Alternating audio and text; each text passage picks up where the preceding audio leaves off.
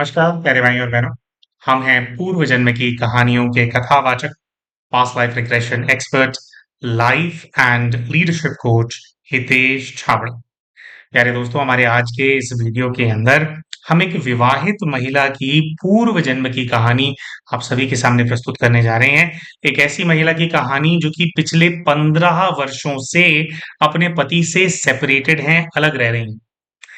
इनका जब विवाह हुआ तो विवाह के पहले दिन से ही इनकी सासू माँ को इनसे जैसे बहुत बहुत ज्यादा तकलीफ थी। इनका कहना ऐसा है कि जैसे मुझे तकलीफ देने के लिए, मुझे ताने मारने के लिए, मुझ पर हावी होने के लिए, मेरे बारे में बातें बनाने के लिए मेरी सासू माँ जैसे मुझे ब्याह करके उस घर के अंदर लेकर के आई थी, जैसे मैं उनके लिए टॉर्चर डॉल थी। वो डॉल होती है ना दोस्तों, कुछ थोड़े विकृत मानसिकता के बच्चे होते हैं, लोग नहीं बच्चे।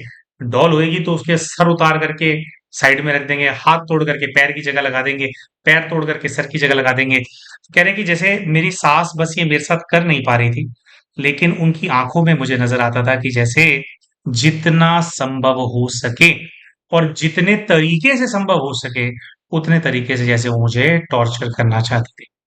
तो कहते हैं कि भाई शादी होने के बाद झगड़े झुगड़े किए मैंने फिर, क्योंकि दुख बहुत मिल रहा था, तो मैं अपने पति को लेकर के थोड़ा दूर रहने लगी। कहती है मैंने अपने पति को कभी मना नहीं किया कि अपनी माँ से वो मिले या ना मिले, लेकिन मैं टॉर्चर झेल नहीं पा रही थी, तो मैंने कहा यार मुझे अलग कर दो, बाकी तुम्हारी मम्मी है, तुम उनसे अपना जो है रिलेशनशिप रखो। अब इनकी सासू माँ के घर से अलग होने के कुछ वर्षों तक तो ये और इनके पति जो है वो साथ में रहे, लेकिन इनके फिर पति के एक छोटे भाई हैं, उनका विवाह हो गया। अब जो देवरानी घर के अंदर आई, देवरानी की और सासू माँ की बहुत ज्यादा बनती है। यानी कि सासू माँ को बहू से बदला लेना होता है। कुछ माताएं होती है ना, तो थोड़ा उनको ये होता है कि भाई बहू है तो टॉर्चर करना ही है। ऐसा इनकी देवरानी के साथ इनकी सासू माँ ने नहीं किया। और इनकी देवरानी जैसे ही उस घर के अंदर आई है, कुछ ऐसा हुआ कि इनके पति ने इनका घर छोड़ करके अपनी माँ के जो घर है उसके अंदर रहना शुरू कर दिया। शुरू में कुछ खर्चा पानी वगैरह देते थे, फिर खर्चा पानी वगैरह देना भी बंद कर दिया। जैसे पूरी तरह से इनसे कनेक्शन काट लिया, इनसे बात करना पूरी तरह से बंद कर दिया। और जैसे जब ये अपने पति को देखते हैं या कुछ रिजॉल्व करने की कोशिश किया करते थे, अब तो बहुत समय हो गया इन्होंने नहीं किया, तो इनको ऐसा फील होता था कि जैसे पति को ना कुछ भी समझ में आना बंद हो गया है। तो एक तो ये बहन ऐसा समझती हैं, इनका अजम्पशन है कि इनकी सासू माँ ने किसी प्रकार का वशीकरण या ब्लैक मैजिक इनके पति के ऊपर कराया है, और इनके ऊपर भी कुछ कराया हुआ है, क्योंकि ये चीजों को भूल जाती हैं बहुत जल्दी। दूसरा इनको शक ऐसा होता है कि शायद देवरानी जब से आई, देवरानी ने कोई विशेष टोटके सासू माँ को बताए हैं, क्योंकि देवरानी की शादी होने के जस्ट बाद ही इनके पति ने घर छोड़ दिया था। शायद ऐसा भी हो सकता है कि सासू माँ ने उसको एग्जाम्पल दिया हो कि देखो इस तरह की होती हैं बहुएं, इस तरह से बनती है सास बहू की एंड ऑल दैट, और भड़का दिया हो। एक एस्पेक्ट ये भी है, लेकिन फिर भी कोई भी व्यक्ति ऐसे ही अपना घर तो नहीं तोड़ देता। तो इनको शक दोनों के ऊपर है कि भाई जो या तो सासू माँ या फिर मेरी देवरानी, ये दोनों मिल करके या अलग से इनमें से कोई जो उसने ब्लैक मैजिक कराया है, जिसकी वजह से मेरा जो घर है वो टूट गया है। अब दोस्तों, बिल्कुल अकेले हो गए थे, अलग रह रहे थे, तो सहारा चाहिए था। तो ये ऐसा कहती हैं कि इनके जीवन में उसके बाद इन लोगों के जैसे पति अलग हो गए और फिर ये बिल्कुल अकेली पड़ गई, तो इनके जीवन में एक नहीं, दो नहीं, तीन नहीं, बल्कि छह छह अलग अलग पुरुष आए हैं पिछले 15 वर्षों के अंदर। और ये कहते हैं, कहने का ये है कि मैं खुद एक हिंदू परिवार की लड़की हूँ, लेकिन जितने भी लड़के मेरे जीवन के अंदर आए सब के सब मुस्लिम्स हैं। और सबके साथ कह रही मेरा रिलेशन ऐसा ही रहा कि किसी के साथ 3 साल, किसी के साथ 2 साल मैं रिलेशनशिप के अंदर रही। तो रिलेशनशिप के अंदर रही तो कहते हैं, लेकिन मुझे ऐसा लगता है कि जैसे सब लोगों ने मेरा फायदा उठाया। और फिर मुझे ऐसा ये था कि भाई मैंने हमेशा ये उम्मीद करी कि भी मेरा विवाह हो जाएगा या मैं सेटल हो जाऊंगी या कुछ ऐसा हो जाएगा, कोई रास्ता जीवन का निकलेगा। लेकिन ये कहती हैं कि भाई बस उनके साथ इन्वॉल्व रहने में, भोग वासना में, भोग विलास के अंदर, इन्हीं सब के अंदर कह रहे हैं समय कटता चला गया। और ये कहती हैं इन सभी जो ये पुरुष मेरे जीवन के अंदर आए, इनमें से एक पुरुष तो ऐसा था जिसके साथ 3 वर्षों तक मेरा रिलेशनशिप था।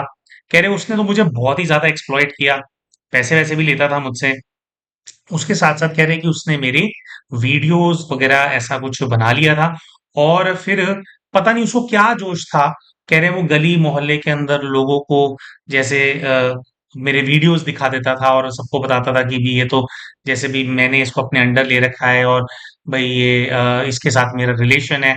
तो कह रहे हैं मुझे बदनाम बहुत ज़्यादा हाँ, उसने किया और उससे कैसे मेरा पीछा छूटा है मैं ही जानती हूँ। ये कहती है कि आज भी जब मैं उसके बारे में सोचती हूँ तो खौफ ज़दा हो जाती हूँ। मुझे अलग सी कह रहे अब हालाँकि उसके जीवन से जाने के बाद कई रिलेशनशिप्स हुए, ये बहुत पुरानी बात है। लेकिन कहती हैं आज भी जब मुझे वो याद आता है तो मैं सहम जाती हूँ, मेरे अंदर से बहुत घबराहट होती है मुझे।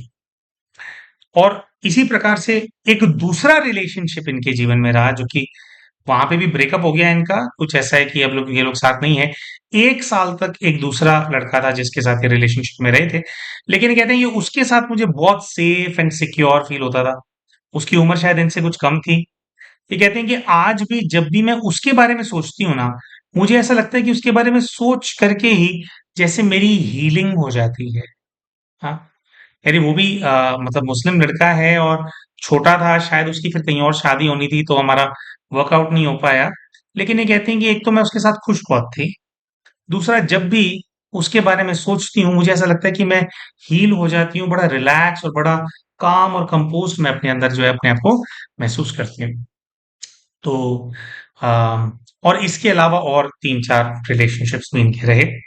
बाकी बहन का ये कहना है कि भाई देखो मैं ना इतने सारे रिलेशनशिप्स के अंदर जाना नहीं चाहती थी। फेल्ड रिलेशन रहे हैं, है ना? कोई भी सिरे नहीं चढ़ा, कहीं आगे मेरा फ्यूचर नहीं है, मैं भटक सी रही हूँ। कह रहे मुझे ऐसा लगता है कि जैसे ये मैं नहीं कर रही हूँ, कोई मुझसे ये करा रहा है। और इसके पीछे एक और व्यक्ति है जिसके ऊपर इनको शक है कि यार उसका कुछ हाथ है, उसने भी कुछ ब्लैक मैजिक करा रखा है। इन्हीं का एक कज़न ब्रदर है, शायद इनकी मासी का या बुआ का लड़का ऐसा कोई एक इनका कज़न है। ये कहती हैं कि जब मेरे पति मुझसे सेपरेट हो गए थे, तो वो मेरे घर आया था और उसको पता नहीं क्या जोश चढ़ा कि उसने मुझे आकर के ताने मारे। कह रहे उसने मुझे ताने मारे और ताने मार करके उसने बोला कि तू अपना घर का खर्चा कैसे चलाएगी? तू जिंदा कैसे रहेगी? इससे बढ़िया तो ऐसा है कि तू प्रोस्टिट्यूट बन जा। मतलब उन्होंने और बुरे शब्द इस्तेमाल किए थे, हमने ये वाला शब्द इस्तेमाल किया है यहाँ पे। तो कह रहे ऐसे क्या? तो कह रही मैं बड़ी हैरान होगी कि भई ये दूर का ये मेरा कज़न है, यहाँ पे आया है, मुझे सांत्वना देनी चाहिए या मेरा रिलेशनशिप कैसे बेटर होगा, वापस मेरे पति से पैच अप कैसे होगा, ये सब करना चाहिए।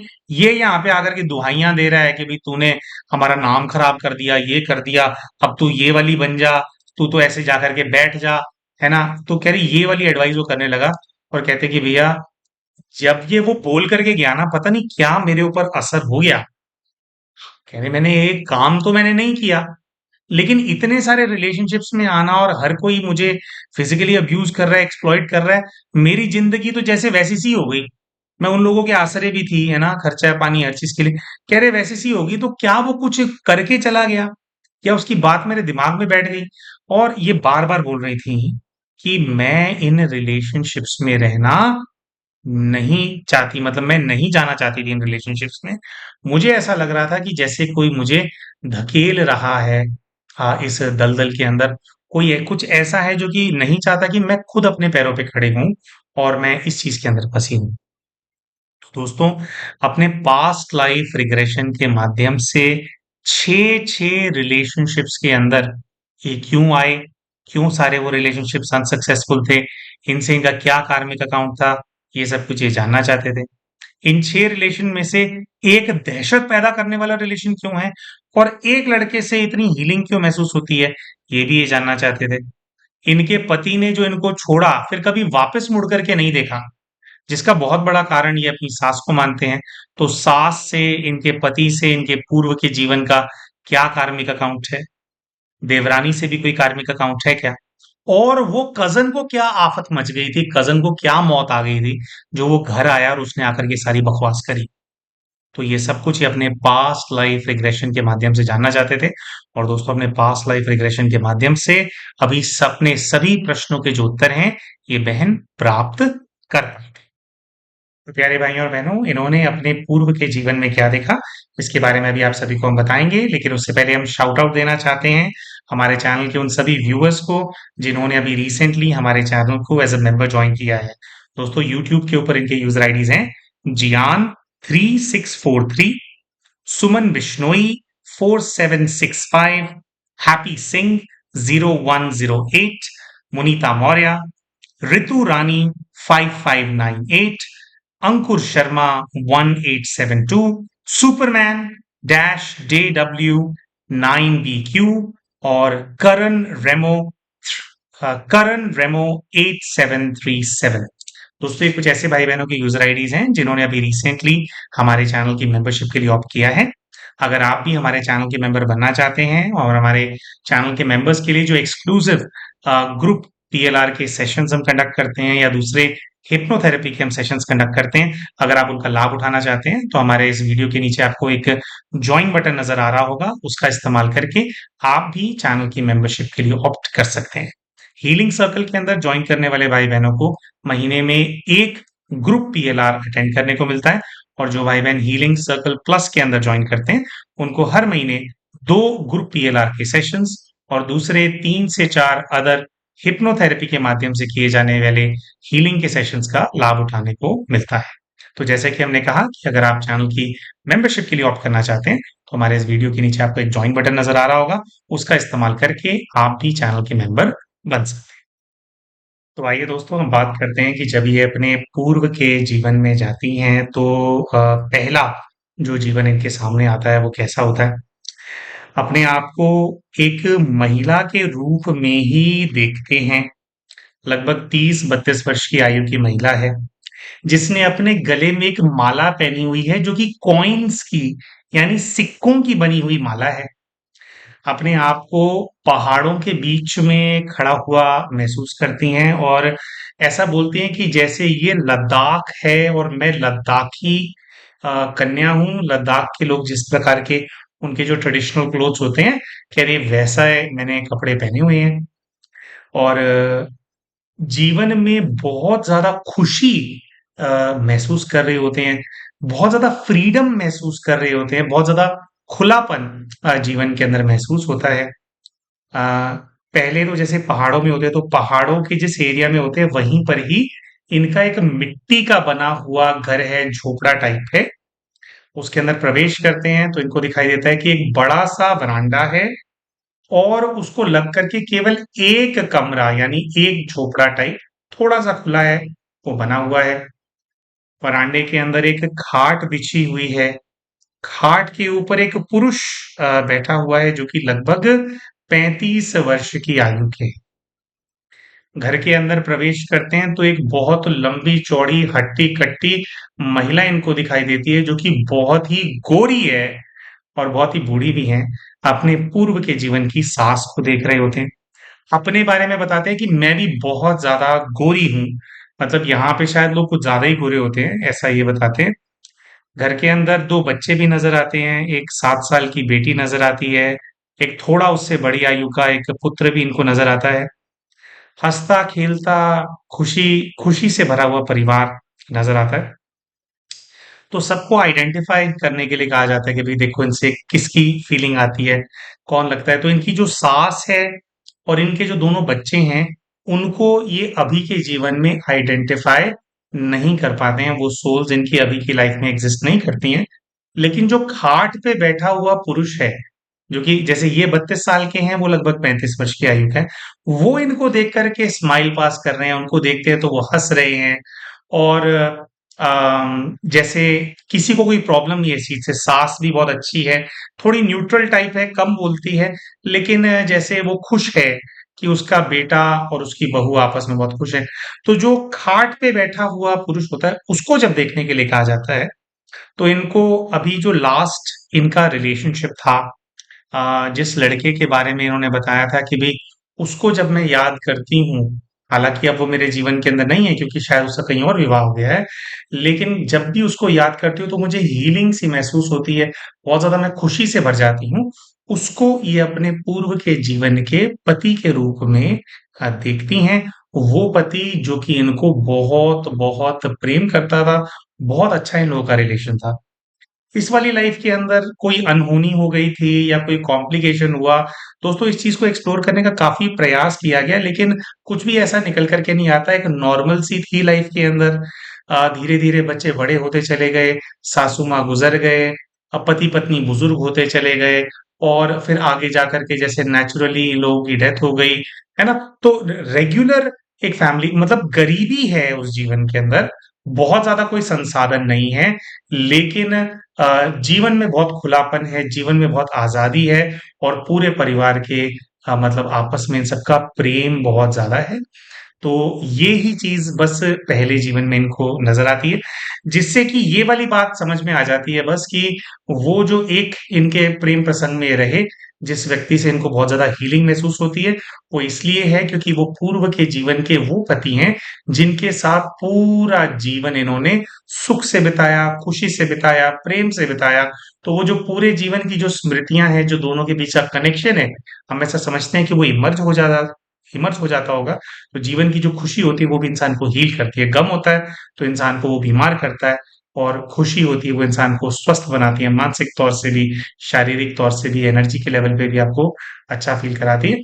तो बस पहले में यही रहस्य खुलता है कि भाई उनके साथ इनका अच्छा रिलेशन था, और कुछ जो है इस जीवन के अंदर फिलहाल कुछ स्पेशल या कुछ खतरनाक निकल करके नहीं आता। तो प्यारे भाई और बहनों, ये जीवन देखने के बाद एक फिर दूसरे जीवन में, क्योंकि प्रश्न काफी थे, किरदार काफी थे, और सबके बारे में पता लगाना था, तो एक दूसरे जीवन की तरफ इस बार ये जाते हैं जिसके अंदर भौतिक तौर से तो बहुत ज्यादा अमीरी नजर आती है, लेकिन आत्मिक तौर से बहुत ज्यादा गरीबी इस जीवन में देखने को मिलती है। एक बहुत बड़ा सुंदर घर नजर आता है जो कि पक्का घर है।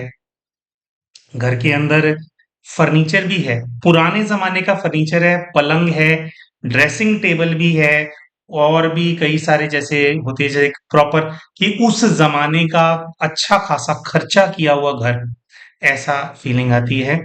इनको ऐसा अंदाजा सा फील होता है कि अर्ली 1900s या लेट 1800s का टाइम है, और ये अपने आप को एक बहुत बूढ़ी महिला के रूप में देखती हैं। लगभग 65 से 70 वर्ष बूढ़ी महिला की आयु होगी। महाराष्ट्रियन कपड़े महिला ने पहने हुए हैं, नाक में नथ है, साड़ी पहनी हुई है, बहुत बूढ़ी हैं। और महिला के जस्ट सामने लगभग 40 वर्ष की आयु की एक दूसरी महिला खड़ी है, जो कि अपना सर झुका करके और हाथ बांध करके इनके सामने खड़ी है, और वो बहुत ज्यादा डरी, बहुत ज्यादा सहमी हुई है। बिल्कुल उस महिला के पास एक पुरुष भी खड़ा है, और वो पुरुष लगभग 42 वर्ष का होगा, और वो सर झुका करके तो नहीं खड़ा है, लेकिन उसका चेहरा देखने से ऐसा फीलिंग आती है, महसूस होता है कि जैसे उसको ज्यादा कुछ समझ में नहीं आता है, जैसे उसको जो ये बोलेंगे वो करेगा, जैसे कि किसी का कोई पालतू कुत्ता होता है, और कुत्ते को आपने अटैक का कमांड सिखा रखा होता है, कई कमांड सिखा रखे होते हैं।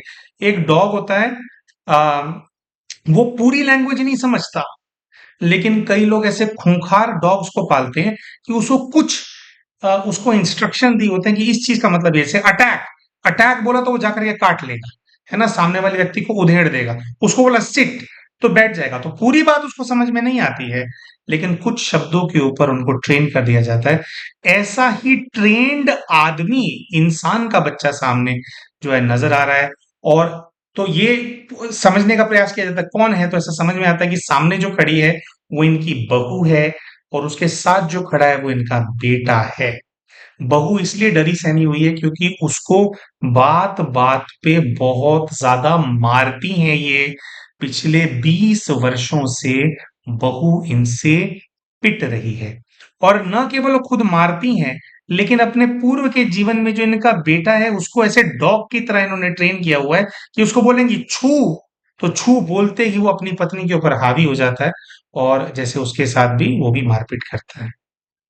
ऐसा दिखाई देता है कि बेटा इनका जो है वो कपड़े का व्यापारी है, और अपने कपड़े के व्यापार से जो भी कमाई आती है वो सारी कमाई अपनी माँ के हाथ में रखता है। अब माँ का कुछ ज्यादा ही आज्ञाकारी है या कहानी कुछ और है, तो ये ऐसे दिखाई देता है कि इनसे पूछा जाता है कि आपका जो बेटा है वो इतना ज्यादा आज्ञाकारी क्यों है, क्यों ऐसे वो है। तो जैसे पूछा जाता है तो ऐसा दृश्य आता है सामने कि जैसे घर के अंदर ही कुछ खाना पका रहे हैं। तो इनसे पूछा जाता है कि भी आप तो सारे काम अपनी बहू से कराते हो, तो आप खाना पका रहे हो। तो इनको ऐसा दिखाई देता है कि कोई तरल पदार्थ है, कोई सूप टाइप चीज है जो ये पका रहे हैं। और जैसे ये पका रहे हैं तो पकाते पकाते इनके पास इनकी चुन्नी में एक भभूति है, उसको ये चुन्नी खोलते हैं और भभूति को उसके अंदर मिक्स कर देते हैं। और ये विशेष अपने बेटे और अपनी बहू के लिए करती हैं। दोनों की बुद्धि को बांध रखा है बहुत बुरी तरीके से, और बेटे को पूरा वश में किया हुआ है। ये चाहती हैं कि इनका जो बेटा है वो पूरी तरह से इनके कंट्रोल में रहे, सारा पैसा इनके हाथ में रहे और इस घर की प्रधान ये बन करके रहे। जो पूर्व के जीवन का बेटा है उसको ये अपने इस जीवन के पति के रूप में देखते हैं, और पूर्व के जीवन की बहू जिसको इन्होंने मारा पीटा, मतलब उस पे ब्रूजेस के भी निशान है उस बहू के शरीर पे, जगह जगह है ना, इतनी मारपीट उसके साथ होती है, रोज पिटती थी वो। उसको ये अपने इस जीवन की सास के रूप में देखते हैं। शायद पूर्व के जीवन में पत्नी चाहती होगी कि उसका पति उसका होकर के रहे, या कुछ वो उसको भी समझे। तो पूर्व के जीवन में इनका बेटा था और इन्होंने अपनी बहू के साथ उसको ठीक से रहने नहीं दिया, उसको मारपीट कराई। शायद वही चीज इनकी सास इस जीवन में इनके साथ करना चाहती थी, लेकिन कुछ इनके पुण्य कर्म रहे होंगे जिसके चलते एटलीस्ट ये पहले अपने पति को लेकर के सेपरेट हो गई, तो वो डायरेक्ट मारपीट से ये बच गए। लेकिन फिर भी जो उन इन्होंने सास बन करके अपनी बहू के साथ किया था, तो उसके बदले में वो भी चाहती होंगी कि भी जैसे इनको भी इनके पति का सुख ना मिले। तो ऐसा निकल करके आया था, इनके स्पिरिट गाइड ने बताया था कि इनकी जो सास है वो ब्लैक मैजिक कराती है। लेकिन कहीं ना कहीं जैसे उनका घर इन्होंने ये वशीकरण करके ब्लैक मैजिक करके बर्बाद कर दिया था, है ना, तो वही कर्मा कहीं ना कहीं घूम फिर करके आया कि उसी प्रकार की मेथोडोलॉजी का इस्तेमाल करके इनके पति को, जो इनकी सास है, उन्होंने इनसे अलग कर दिया और एक प्रकार से एक अंधकार भरे जीवन के अंदर धकेल दिया। एक ऐसा जीवन जिसके अंदर महिला अकेली हो गई है, उसके अफेयर हो रहे हैं, उसका पूरे समाज के अंदर नाम बदनाम हो रहा है क्योंकि उसके अफेयरों के बारे में सब लोगों को पता लग रहा है, उसके वीडियोस लीक कर रहे हैं लोग, है ना। तो कैसे एक डाउन ट्रोडन जीवन की तरफ जो है इनको धकेल दिया, क्योंकि उसने भी मतलब पूरा जीवन भर जो है इनसे मार सही थे। तो ये जो है दूसरा एक जीवन जो है वो निकल करके आता है। लेकिन अभी भी कई सारे प्रश्न थे। पति का सास का कुछ कनेक्शन निकल करके आ गया, वो पिछले जीवन के अंदर वो अच्छा जिसके साथ फील होता है, हीलिंग फील होती है, उनका कनेक्शन निकल करके आ गया। लेकिन और भी कई सारे किरदार बच गए थे। तो इनके केस के अंदर भाई इस वाले जीवन में तो यही रेलेवेंस निकल करके आया।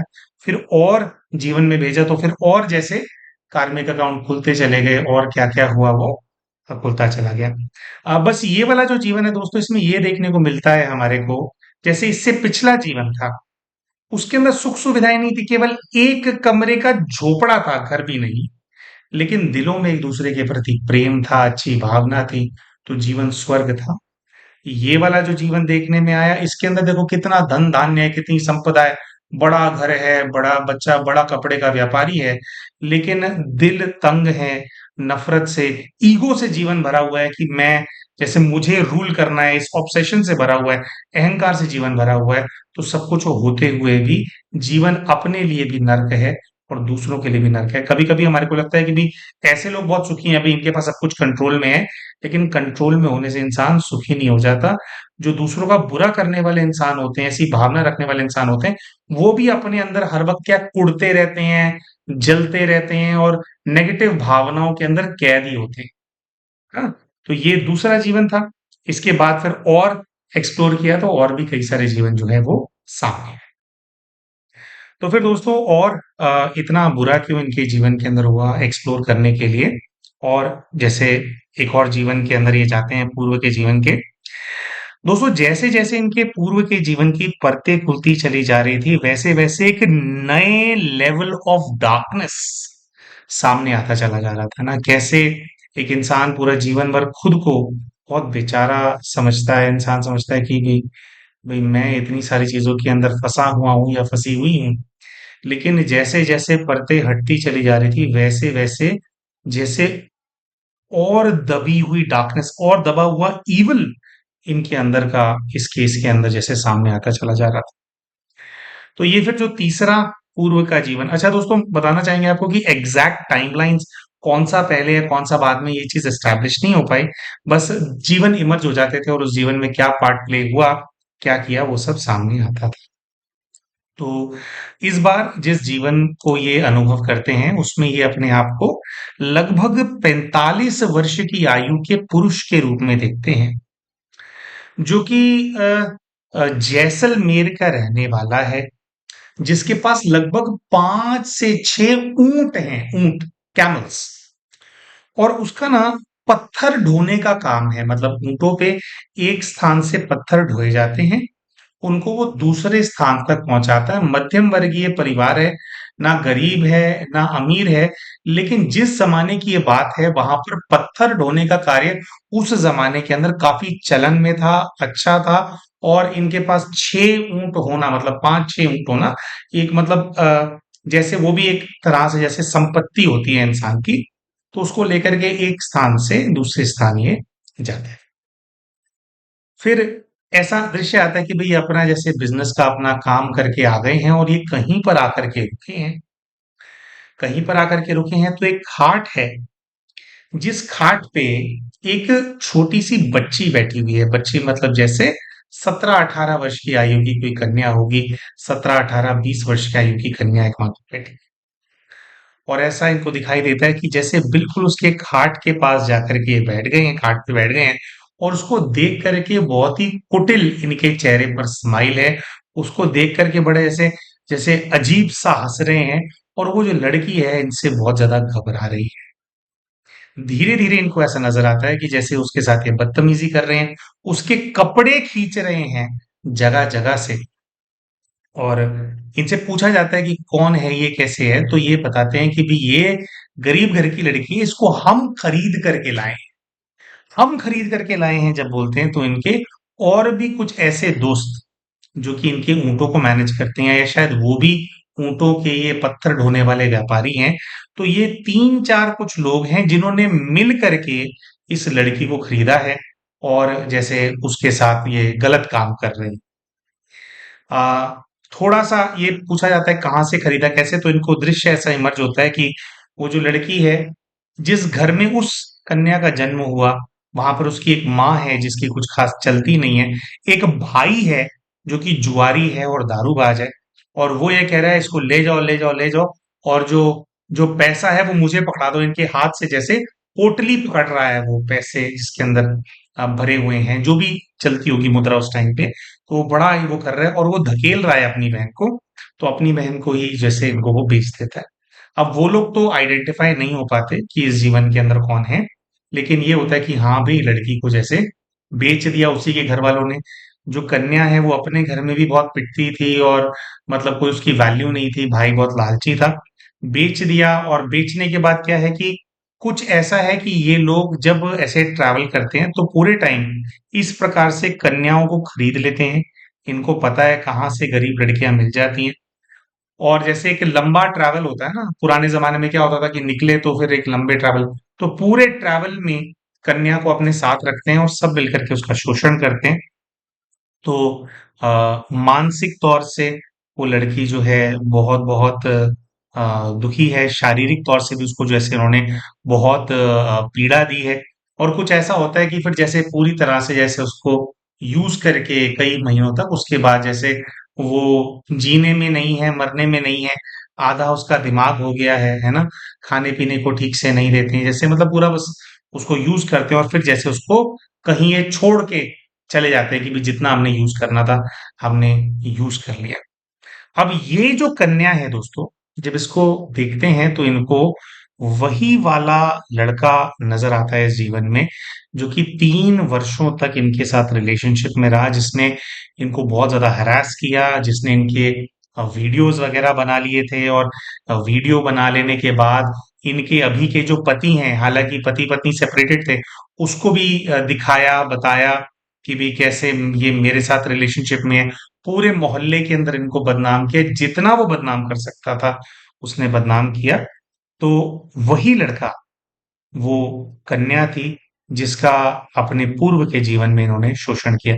अच्छा, ये बात समझने की है दोस्तों कि केवल उसके साथ शोषण नहीं हुआ था, ये कई कन्याओं के साथ करते थे, इन लोगों का काम ही यही था, ये करते थे। लेकिन जैसे उस कई बार क्या होता है कि कुछ आत्माएं ऐसी होती हैं कि उनके साथ बहुत ही ज्यादा जाती कर देते हैं, तो बहुत बुरी हालत में जैसे उसको फेंक करके ये लोग लास्ट में यूज करके उसको चले गए थे।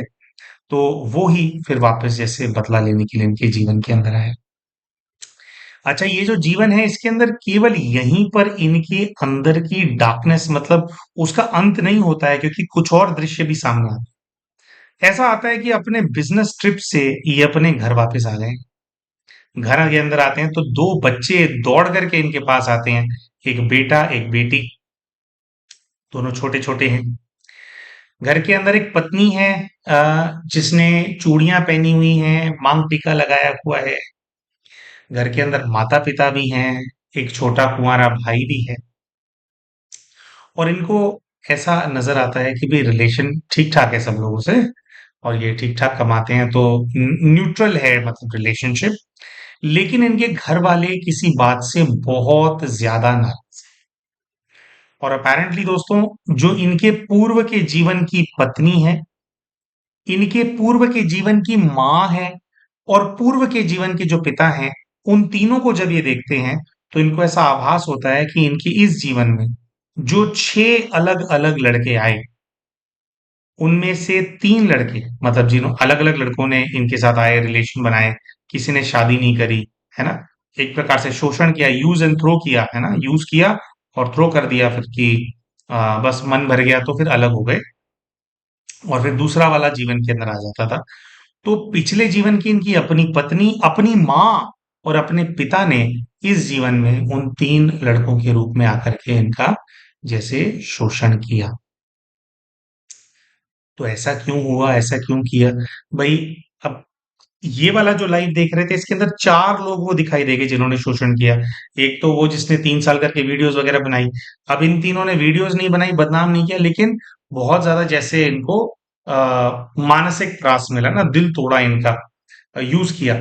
तो ऐसा दिखाई देता है कि जो इनके माता पिता और पत्नी हैं पूर्व के जीवन के, उनको पता है कि ये किस प्रकार के कार्य करते हैं और किस प्रकार से जो दूसरी कन्याएं होती हैं उनकी जिंदगी बर्बाद करते हैं।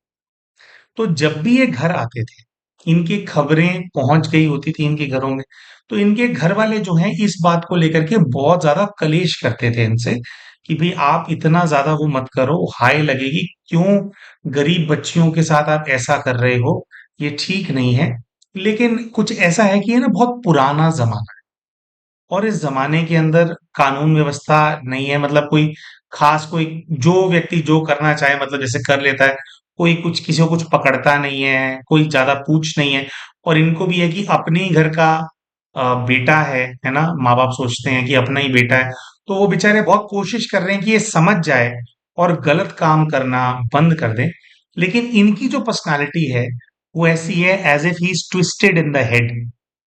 मतलब इनको अपने भोग विलास से और अपनी एंजॉयमेंट से इतना ज्यादा वो है कि एक बार ये अपने घर में थे तो घर वालों ने जैसे बोल बोल के इनसे वादा ले रहे थे कि इस बार तुम जाओगे तो किसी की बेटी के साथ तुम ऐसा नहीं करोगे। तो ये अंदर ही अंदर जो है बहुत ज्यादा क्रोध में थे, और बहुत ज्यादा इनको ये था कि ये लोग मुझे रोक कैसे रहे हैं।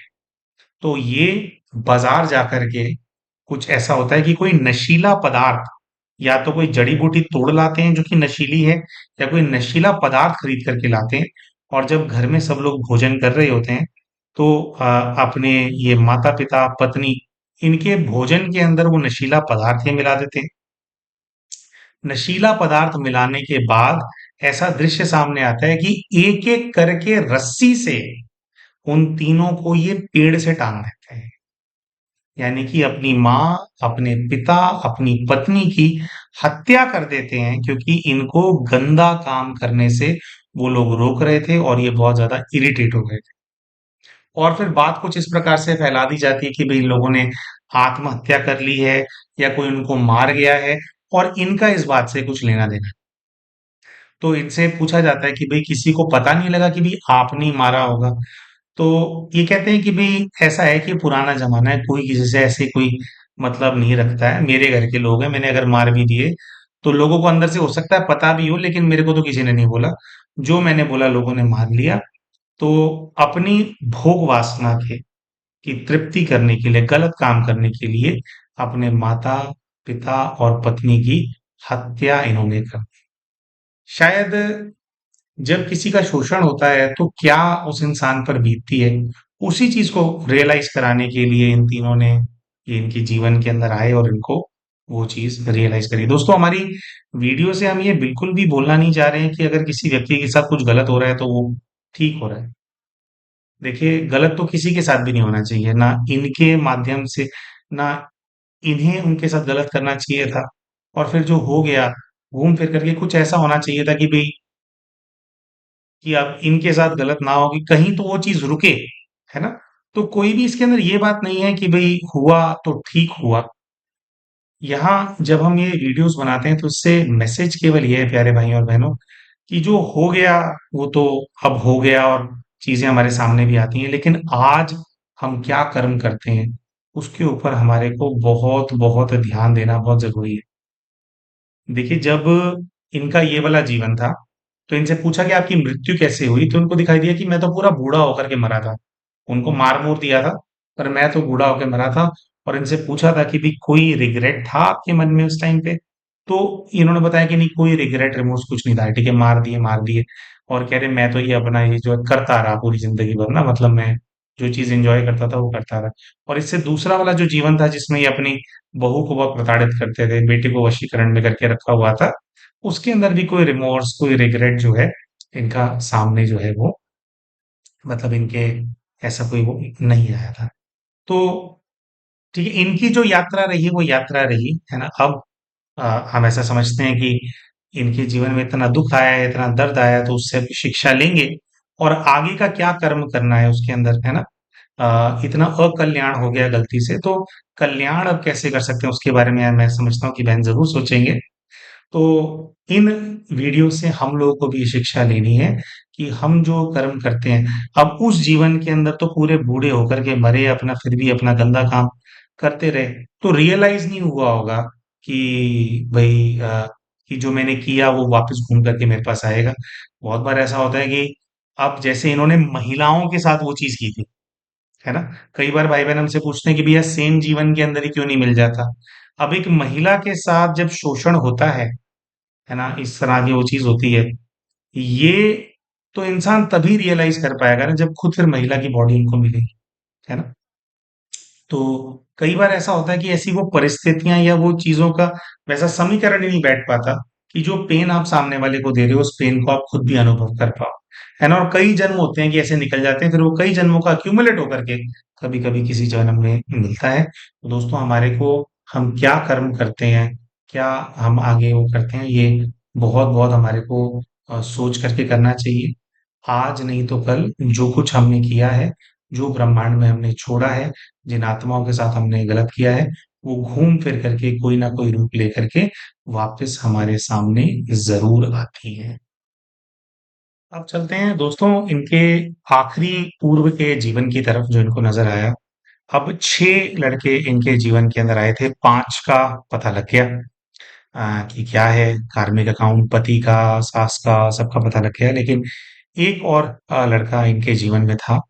अच्छा, थोड़ा सा हम कंफ्यूज हो गए थे। जिस लड़के ने वीडियो वगैरह बना करके बदनाम किया था, उसको सोच करके इनको एंजाइटी नहीं आती है। एक और कोई दूसरा व्यक्ति है जिसको सोचते हैं तो बड़ा एंजाइटी एंशियस सा फील करते हैं, तो उससे कनेक्शन निकालना था। पूर्व के जीवन में जाते हैं, एक अंधेरी रात नजर आती है। अपने आप को एक पुरुष के रूप में देखते हैं, जो पुरुष लगभग 35-36 वर्ष की आयु का होगा। और उसका विवाद चल रहा है, जैसे रात का समय है, एकदम कोई सुनसान जगह है। एक कन्या है जिसने लॉन्ग फ्रॉक पहनी हुई है, बस फ्रॉक पहन करके वो आई हुई है, लगभग 20-21 वर्ष की आयु की होगी। वो बहुत ज्यादा इनसे लड़ रही है। क्यों? क्योंकि उसके साथ पिछले कई वर्षों से ये रिलेशनशिप के अंदर है। कन्या जानती है कि ये व्यक्ति पहले से विवाहित है, ये खुद विवाहित है। लेकिन जैसे होता है ना कि कई लोग होते हैं, क्या उम्र में ज्यादा होते हैं, लेकिन बातें बनाने में बड़े वो होते हैं, एक्सपर्ट होते हैं। और छोटी उम्र के जो बच्चे होते हैं, जैसे उनको कुछ भी बना, छोटा उम्र होता है, पुराना जमाना है, अब तो आजकल बच्चों को बहुत सारी चीजों का एक्सेस है ना, बहुत इन्फॉर्मेशन अवेलेबल है। लेकिन क्या है, पुराने जमाने में जो सपना दिखा दो, है ना, बच्चे ने सपना देख लिया तो वो 17-18 वर्ष की आयु की थी, तब से जैसे उसको अपनी बातों में फंसा करके ये रिलेशनशिप में आ गए। वो लड़की को पता है कि ये पहले से शादीशुदा इनका परिवार है, लेकिन फिर भी उसके माइंड में ऐसी इमेज डाली गई थी कि उसके साथ भी जैसे ये घर अपना बसाएंगे, और वो उस उम्मीद में इनके साथ थी। काफी समय से वो ये कह रही थी कि मुझसे भी तुम शादी करो, और बहुत समय से वो टाल रहे थे। लेकिन आज वो बहुत ज्यादा भड़क रही है और उसको ये संभाल नहीं पा रहे।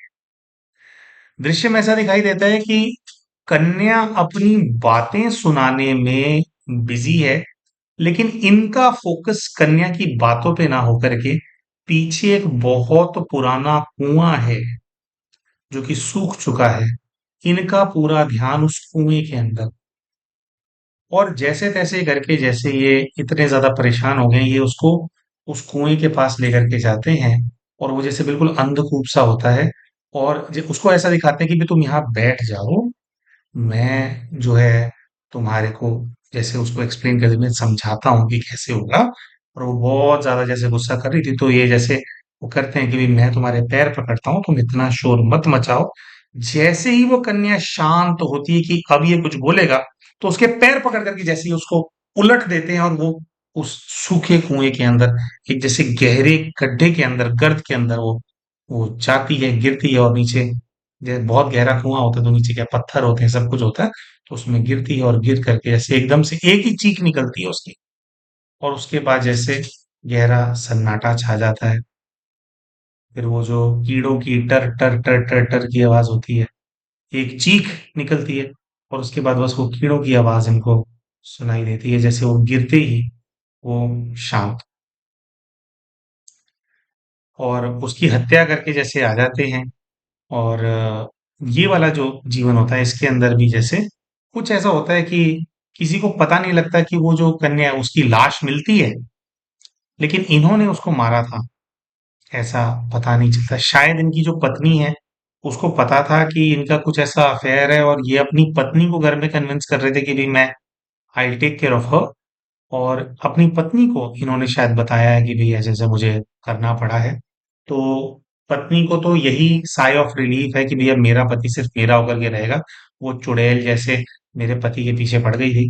मतलब क्या होता है ना कि ये भी एक जैसे बीमारी होती है ना कई लोगों को, ये नहीं देखना कि आपका जो पति है वो क्या कर रहा है ना? इतनी बड़ी उम्र का आदमी छोटी बच्ची को फँसाएगा, छोटी उम्र के बच्चे को फँसाएगा, या छोटा बच्चा इतना वो तेज होगा कि बड़े आदमी को फँसा लेगा। एनीवेज़ कई होते हैं जो कि ऐसी सोच रखते हैं कि भी उसने फँसा रखा था। हाँ, और तो वो तो इनकी पत्नी को इसी चीज़ की खुशी है कि अब जो है मेरे पति को मुझे बाँटना नहीं पड़ेगा किसी के साथ। और ये वाला भी जीवन फिर ऐसा ही है कि भी रेगुलर चलता है, और फिर आगे चल कर के इनकी मृत्यु हो जाती है। तो उसकी जो शायद जब वो मर गई थी, तो उस जीवन के अंदर उसने एक आत्मा के रूप में जो है काफी टाइम तक इनको चेज किया था, काफी टाइम तक इनको हरास किया था, इनके सपनों में आती रही थी, है ना। फिर कुछ हुआ होगा कि भई अब उसने बदला लेना था, तो इस जन्म में दूसरा जन्म उसने भी ले लिया, और ये भी थे।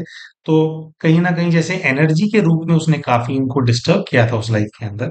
शायद उसी वजह से अब जब भी उसका विचार आता है, तो वो वाली एनर्जी ऐसे इमर्ज हो जाती है, तो इनको थोड़ी एंग्ज़ायटी, थोड़ी घबराहट इनको फ़ील होती है कि जब भी कोई एनर्जी के लेवल पे कोई चीज़ परेशान करती है, तो वो फिज़िकली तो आपको हर्ट कर नहीं सकते। वो आपको एंग्ज़ियस ही करते हैं, वो आपको जैसे नेगेटिव थॉट्स लेकर के आते हैं, आपको बेचैनी पैदा करते हैं। तो वही जो उस आत्मा का उस जीवन के अंदर प्रभाव था, कहीं न कहीं जैसे उसी का ही एक वर्ज़न जो है, ये फ़ील करते हैं जब भी उसके बारे में सोचते हैं।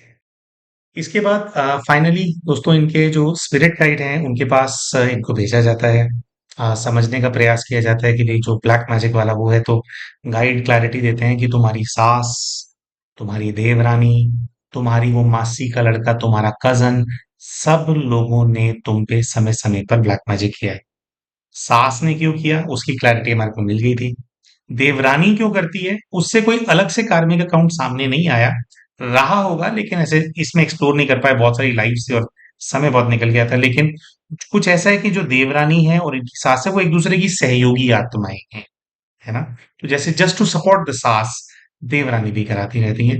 और इनका वो जो कजन, जो कि इनके घर पे आया था जब इनके पति से ये अलग हो गई थी, तो उसने बोला था कि अब तो जो है ना, तू तो जा करके मतलब इस चीज पे बैठ जा, तू तो ये बन जा, प्रोस्टिट्यूट बन जा। और उसके बाद जो है इस तरह का जीवन जो है शुरू हुआ। और जैसे इनका वश नहीं होता था अपने ऊपर और ये लोग इनके जीवन के अंदर आते गए, तो उसका कारण ये है कि इनका वो जो कजन है, ऐसा गाइड ने बताया कि वो तुम्हें पसंद करता था।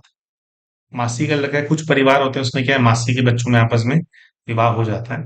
और उसने विवाह से पहले प्रपोजल भी दिया था। और ये इनको याद आता है कि हाँ, उसने प्रपोजल दिया था। और फिर जो है आपने मना कर दिया था क्योंकि आपके मन में भावना नहीं थी। लेकिन वो ज्यादा आकर्षित था, वो काफी प्रेम करता था। तो क्योंकि उसका प्रपोजल टर्न डाउन करके आपने यहाँ शादी कर ली, तो उसने दो अपनी जो तंत्र विद्या सीख ही रहा था, तो अपना जो उसने फर्स्ट जो मेन बड़ा एक्सपेरिमेंट किया, दो आत्माओं को आप लोगों के साथ बांध दिया, इस काम में लगा दिया कि आप जो है आप दोनों की आपस में ना बने, आपके साथ ये अत्याचार हो, आप और आपके पति अलग हो जाएं। इसके ऊपर इनकी भेजी हुई आत्माओं का भी बहुत बड़ा हाथ। अब दोस्तों सोचने की बात है, हम ऐसे सोचते हैं कि भाई इन आत्माओं का हाथ है, या फिर वो सास कराती है, भाई उनके साथ भी तो कार्मिक अकाउंट था। और या फिर ये लोग, अच्छा ये भी बोला कि ये आत्माएं इन सब लोगों को आपके जीवन के अंदर लेकर के आई जिन सब ने आपका शोषण किया।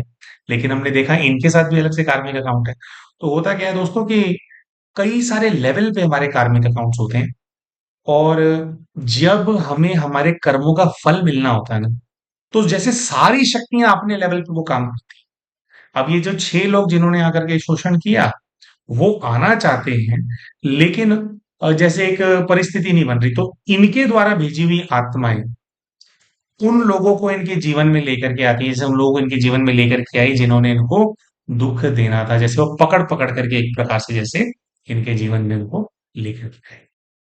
और फिर प्यारे भाई और बहनों, जब ये जब हम ब्लैक मैजिक की बात करते हैं या नेगेटिव सोल्स के प्रभाव की बात करते हैं, तो देखिए हम लोग कैसे आमूमन तौर पे समझते हैं, जैसे हम ये वीडियोस भी शेयर करेंगे तो कई सारे बहनें भी होती हैं, आक्रोशित हो जाती हैं कि भाई तुम्हें समझ में नहीं आ रहा है, एक बार तुम्हारे साथ धोखा हो रहा है, दूसरी बार तुम्हारे साथ धोखा हो रहा है, तो तुम कैसे बार बार धोखे खा रहे हो, है ना।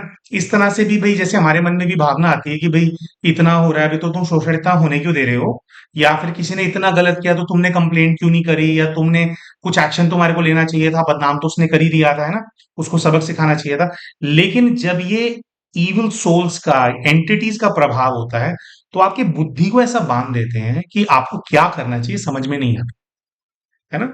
जैसे कोई अगर हमारे को बुद्धू बना रहा है, बेवकूफ बना रहा है, क्योंकि प्रभाव में आप चल रहे हो, तो आप वो मतलब प्रतिकार नहीं कर पाते, दिमाग चलता नहीं है ना। इसी चीज को बोलते हैं कि इसी चीज को इवैन बोल रहे थे कि जैसे ये मैं इन अफेयर्स के अंदर रिलेशनशिप्स में बस्ती चली आ रही थी, मेरे को लग रहा था जैसे मेरा खुद पे कंट्रोल ही नहीं है, क्योंकि वो सोल्स का प्रभाव है, मतलब वो भी एक अपना पार्ट प्ले करते हैं।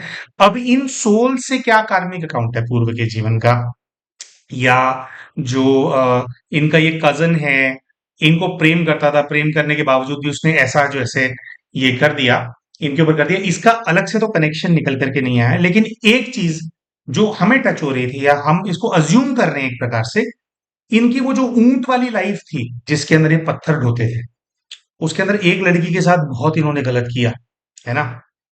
लेकिन अब वो एक लड़की तो वो बन करके आ गई जिसने बदनाम किया था, लेकिन इनके तो उस जीवन के अंदर काम ही यही थे, किसी एक ट्रिप पे तो गए नहीं थे, और भी कई कन्याओं के साथ ऐसा किया होगा।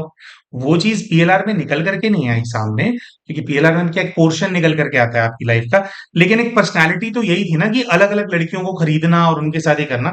तो हम ऐसा समझते हैं कि ये वाली जो सोल्स हैं, या तो कोई वो कन्याएं रही होंगी जिनका और भी किसी का शोषण किया गया होगा इनके माध्यम से, या उनसे कनेक्टेड कुछ लोग, जैसे कई बार रिश्तेदार होते हैं या बहुत दुख उनको मिलता है ना, तो उससे रिलेटेड कुछ ना कुछ ये वाली सोल्स की भी कुछ ना कुछ ऐसी कहानी जरूर रही होगी सबसे ज्यादा बुरा इनके केस के अंदर जो चीज है, जिस चीज को इनको फिक्स करने की जरूरत है, कोई भी अनुष्ठान, कोई भी पुरुषार्थ करने से पहले इतने सारे जन्मों में जो कुछ भी हुआ, उसका पछतावा किसी भी जीवन के अंदर इन्होंने फील नहीं किया। ये हमारे अंदर की एक बहुत ही उच्च स्तर की गिरावट को, या निचले से भी निचले स्तर तक आत्मा जैसी चली जाती है, उस गिरावट को दर्शाता है ये चीज, कि जैसे फर्क नहीं पड़ा इतना सब कुछ करके। तो आज के इस जीवन के अंदर सबसे पहले कोई भी पुरुषार्थ ये करेंगे, उससे पहले क्या गलती मुझसे हुई है और उस गलती ने कितने लोगों का जीवन बर्बाद किया, या कितनी बुराई मेरी इस गलती की वजह से समाज में, देश में फैली, क्या नेगेटिव एनर्जी मैंने फैलाई, इस चीज को डीप रियलाइज पहले इनको करने की आवश्यकता है। उसके बाद आत्माओं की मुक्ति के लिए, इस सर्व बंधनों से आत्माओं को मुक्त करा पाए, उसके लिए बाबा बाबा शिव बाबा को महाकाल के रूप में साधने के लिए इनको आया, कि महाकाल के रूप में आप उनका आवाहन कीजिए, और काल के पंजे से आप छूट रहे हैं और ये आत्माएं छूट रही हैं, एक अभ्यास ये। और दूसरा, बाबा को केदारनाथ के रूप में भी साधने का इनके लिए आया। तो केदारनाथ क्या है कि चोटी पर बैठे हैं। इस प्रकार का, इस चीज का प्रतीक है बाबा जो केदारनाथ है, कि जो शिव है वो सबसे ऊंची चोटी पर, सबसे ऊंचे स्थान पर विराजमान महाशक्ति हैं। और परमात्मा शिव जिस धाम में टॉप पर विराजमान होते हैं, उस धाम की एनर्जी ऐसी है कि वहां पर कोई भी आत्मा जिसके कोई कर्म बंधन हो किसी भी प्रकार के, वो वहां पहुंच ही नहीं सकती। पहले सब कुछ नीचे क्लीन होता है, फिर हम वहां जाते हैं। तो केदारनाथ जी का ध्यान करने से उस लोक की शक्ति का प्रभाव ये इस लोक पर बैठे बैठे, जहाँ पे हम यहाँ बैठे हैं, इसमें आता है। तो वैसी परिस्थितियां हमारे जीवन में उत्पन्न होती हैं कि जैसे केदारनाथ जी के धाम में हम लोग सर्वबंधन मुक्त हैं, तो वैसे यहाँ पर भी हम लोग सर्वबंधन मुक्त होने लग जाते हैं।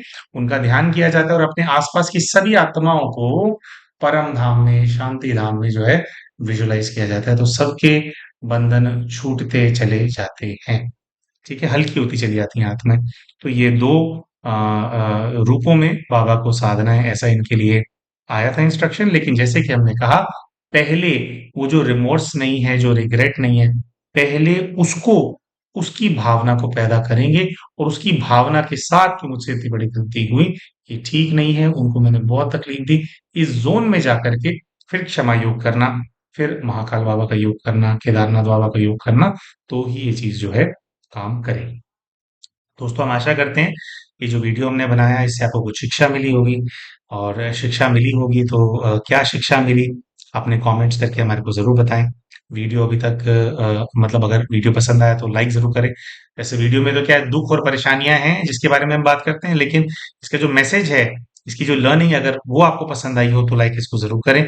चैनल सब्सक्राइब नहीं किया तो प्लीज़ प्लीज़ चैनल को सब्सक्राइब कर लो, क्योंकि जितना ज़्यादा हमारे पास सब्सक्राइबर्स होते हैं, उतना ज़्यादा फिर फर्दर हमारा जो कंटेंट है उसको यूट्यूब प्रमोट करता है।